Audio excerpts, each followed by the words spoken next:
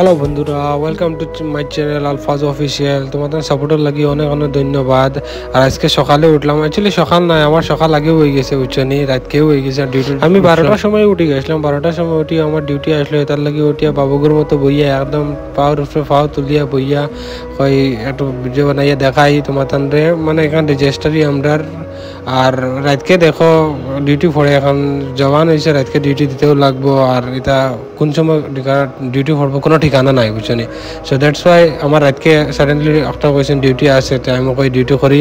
আর দেখো রাত 3টা বাজি গেছে, আবার মানুষ আটিতরাম মানুষই তো কেমন কিতা মন করেন যেন কিতা বিলকুল ঘুমাইন না। আমরা তো ঘুমাইবার চেষ্টা করি, ঘুমাইতে পারি না। আর বাকি দেখো বাকি মানুষ এমনি ওইলাখান তখন কিতা কইতে আমার সকাল হইল গিয়ে হবো, কারণ আমি রাতকে তো ডিউটি করছি তার লাগি। আর সকাল উঠিয়াও হাত মুখ ধুইয়া বারোইছে, এইখানেও খাওয়ার জলের একটু প্রবলেম থাকে। তো বারো থেকে গিয়ে জল লইয়া তো জল আনলাম, আর একটু সার তার লগে জুস আর কলগেট আনলাম। এইটা আমার পিছে পড়ে গেছে।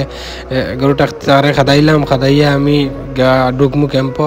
আর ক্যাম্পো ঢুকে আবার ডিউটি আছে, ডিউটি তো করা লাগবো, আবার ডিউটি আছে। আর আমরা যাওয়াটা হয়েছে আজকে নাইট, চলে ট্রেন সব ক্যান্সেল হয়ে গেছে। আমরা তো যেতাম লাদাখ, তো এখন বর্তমানে জম্মুতে আছি, কিন্তু লাদাখ যাওয়া যান না due to cancel of all trains. And ফরা যাইমু, যে সময় যাইমু আমি আপডেট দিমু, খাইল ফসু লাগাত যাইমু আমি আপডেট দিমু যেন আমরা কিলাখান যাই আর কিলা কিতা প্রসেসে যাওয়া লাগবো।